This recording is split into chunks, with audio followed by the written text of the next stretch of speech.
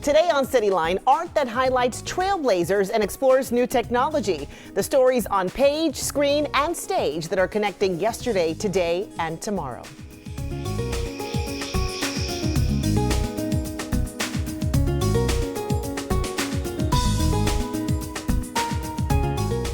Good morning to you, and thank you so much for joining us. I'm Jessica Brown. Behind every pioneer, there are overcome obstacles and broken down barriers. Broadcaster Jayne Kennedy knows that very well. Hi, I'm Jayne Kennedy. Jayne Kennedy. Miss Jayne Kennedy.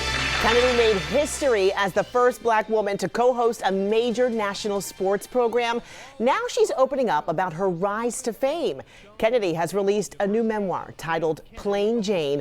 I sat down with her to reflect on the book and her inspirational career. Okay, I have your book here, Plain Jane. The first thing we need to talk about is the title, because your life is not plain at all. Why did you decide that now is a good time to share your story? Thank you for asking, and thank you for having me here. This is my husband's hometown, and Plain Jane is a journey that started many, many years ago. Actually started writing in 2000. You know, it's just crazy how time has taken me through this journey, because I didn't really know where I was going to begin with. And I always thought, if it never becomes a book, I just wanted to get it out of my head. Mm-hmm. There were so many things that were in my mind at that time that I needed to release, and I needed to get it out on paper. And people had been telling me, you gotta write a book, you gotta write a book. I can't tell you how many people had told me that, and I kept saying one day. And then finally, at my parents' 50th wedding anniversary, and my sister and I were sitting in the car after the evening had expired, and she said, you got to write a book. And I said, you know, I went to bed that night, covers over my head, got my cell phone, and I started writing. And the journey took several years, as I said, but some of it would be writing, you know, like relentlessly, and then some of it would be a 3-year gap. But I wanted to tell my story, and I wanted people to know that Plain Jane is there for a reason, because I never ever veered from who my parents raised me to be.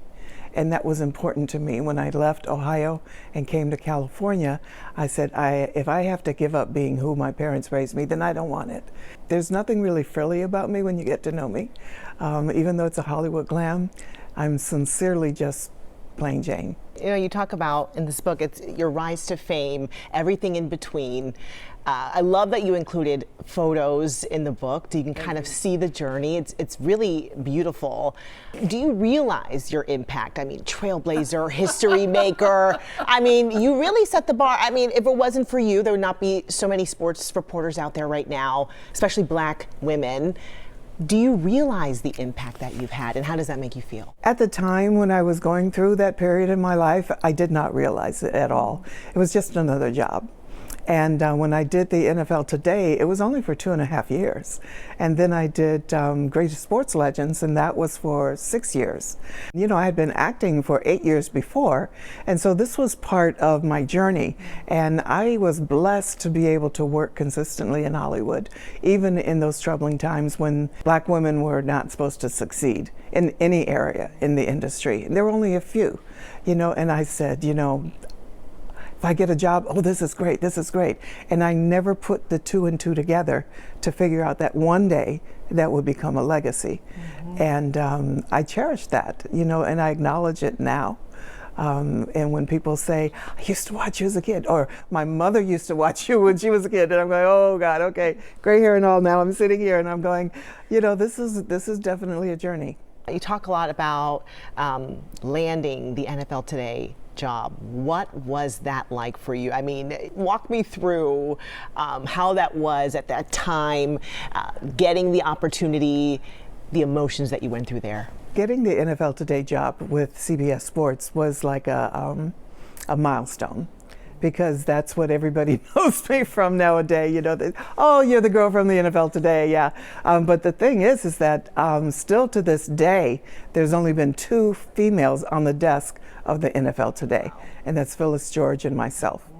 And she left in '83, I left in '81, and there's been no female on that desk since then, which speaks volumes. Mm-hmm. And in terms of what we had to go through, and in terms of what I had to go through as a Black woman, you know, and I asked my agent to submit me, they said, no, they're not looking for someone like you. So I ended up calling Jim Brown from the Cleveland Browns, and he connected me with the right people that took me to New York. And so I'm sitting there, and when I walk in the room, I see that there's 16 women, 15 are blonde. So definitely they were not looking for someone like me. We were auditioning with Brent Musburger, and we had to do 5 minutes of teleprompter, 5 minutes of repartee with Brent, and then a 5-minute interview with a player whom we were not given any information on until the very last minute the night before the interview. So when I met him, I remembered something that an old friend told me: don't worry about the interview, just be their friend. Make them feel like a friend, and they will open up. And so when we're in the makeup room, you know, and the guys walk in, and all the girls, they start rushing to the guys to get questions, and I'm just sitting there waiting for everybody to leave. And then I walk over and I say, do you play backgammon? And he said, yeah. So we played backgammon. Didn't matter what I asked. By the time I got on set, we were like old friends. Wow. And Brent Musburger stood up and he said, it's Jayne or nobody. She has a way that she relates to the players, and that's what we're looking for.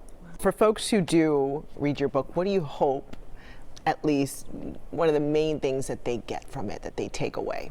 The power that we have as women. I've had so many women come up to me at the grocery store, anywhere, and they say, you know, because of you, I believe that I could. I feel blessed. I'm very grateful, because I never planned to be the Jayne Kennedy.